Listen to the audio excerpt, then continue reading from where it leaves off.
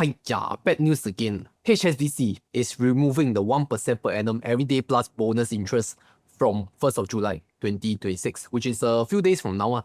Okay, this is separate from the EGA bonus interest campaign, which is giving 1.4% to 1.6% for the month of June. That's the regular monthly campaign. And in the past, I will add the 1% everyday plus bonus interest to the EGA bonus interest campaign, which works out to be around 2.6% for the month of June.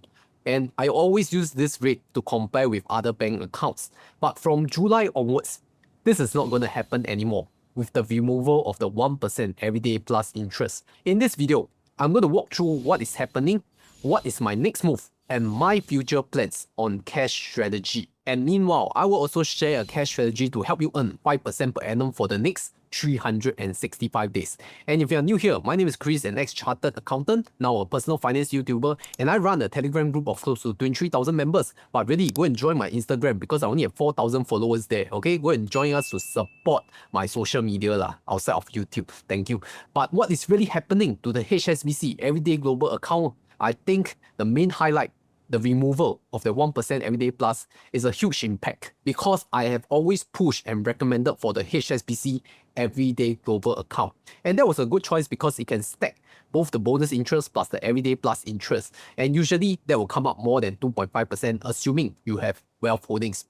If you look at it, it's much better than UOB One and OCBC 360, both giving around 1.9% per annum. But if you take away that 1% everyday plus interest, that means the bonus interest at 1.6% and below is even lower than UOB One or OCBC 360.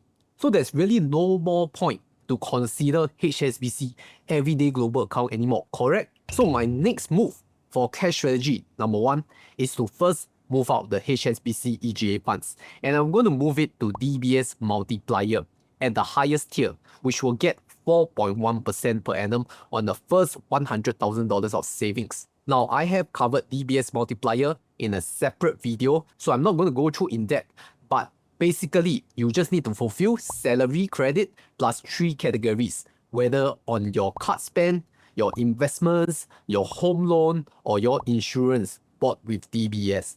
And you must hit at least $30,000 of transaction value per month in order to hit the highest tier. Of course, there are lower tiers that you can qualify for, but that will mean a lower interest rate. And I'm going to switch one of my DBS/POSB accounts from the POSB cashback to the DBS Multiplier after receiving my cashback on the 7th workday of June. Now, I know some of you hear this number, 4.1%. It seems really too good to be true, And the truth is, we really don't know how long this will last because we are in a falling interest rate environment.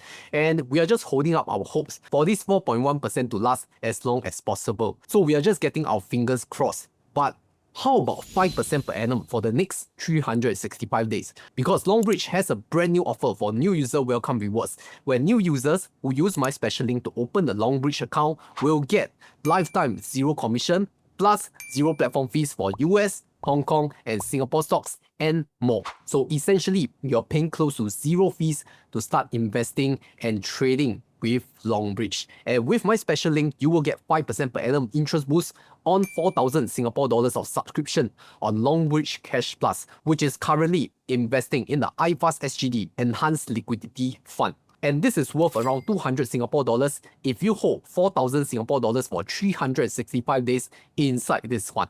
Furthermore, you can receive free Nvidia shares when you deposit and trade with Longbridge for various tiers. At tier 1, from just depositing 500 Singapore dollars, maintain for 30 days and complete one buy trade, you can get 50 Singapore dollars of Nvidia shares. And you can go all the way up to tier 5, where you can get 1,160 Singapore dollars of Nvidia shares if you fulfill the requirements. So if you want to make your cash work harder for you, use my special link right here or scan the QR code to get started with Longbridge today. But now let's talk about my future plans on cash strategy, because I know what some of your concerns are. If you look at the most recent popular credit card strategy, 8 miles per dollar on HSBC Revolution card with 50,000 Singapore dollars of assets under management in your HSBC EGA, some of you are employing this strategy. But let me give a quick scenario up front. If you look at $1,000 of monthly spending, with that additional 4 miles per dollar, you get 4,000 additional miles, okay? This is on top of the base 4 mile per dollar. So I just calculate the bonus. Okay, it is $80 value on a 2 cents per mile valuation, which is very generous already. Okay, 2 cents per mile. Then you think about it. Is it worth sacrificing $50,000 in a low interest savings account of EGA just to get $80 worth of miles? Think about it. My quick and direct answer is no, but it requires a deeper video to explain. So comment Lisa. Lisa said for low interest savings account, if you want a future update when I talk about this credit card strategy of HSBC 8 mile per dollar, whether worth it or not. But hey, there's another problem with this Nerf, and that is the HSBC Premier Mastercard. Now, to hold the HSBC Premier Mastercard, you need to maintain $200,000 in AUM with HSBC. That's your ticket to unlimited lounge access via Dragon Pass, 1.68 mile per dollar on local spend, and access to transfer partners like British Airways Avios and EVA Infinity Mileage Lens. But here's the math that should make you pause. Previously, that $200,000 was earning around 2.6% interest in the enhanced EGA, which works out to be roughly $430 a month. And after this nerf, you are down to around 1.6%. which is $265 a month, roughly. That's $165 gone every single month. And if you multiply that by 12 years, 1 full year, you are losing close to $2,000. And here's the ticker. You see the HSBC Premier Mastercard annual fee is only $708.50. You're now losing more than twice the annual fee just in opportunity cost every single year to qualify for a card you are not even technically paying for.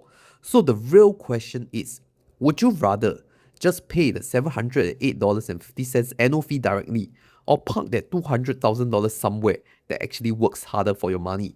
Or are the card benefits, if you think about it, even worth it for you anymore? This is why the EGA nerf is not just one issue.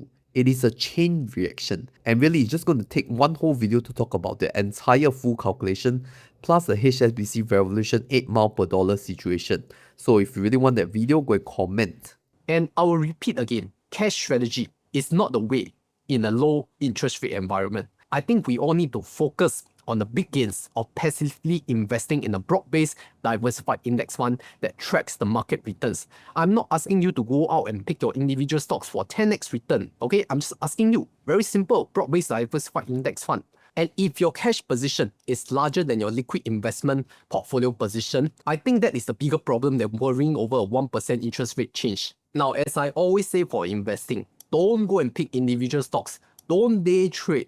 Don't do fancy stuff that look fancy but not earning you money. So what I would really recommend all of you is to stop looking at cash strategy already.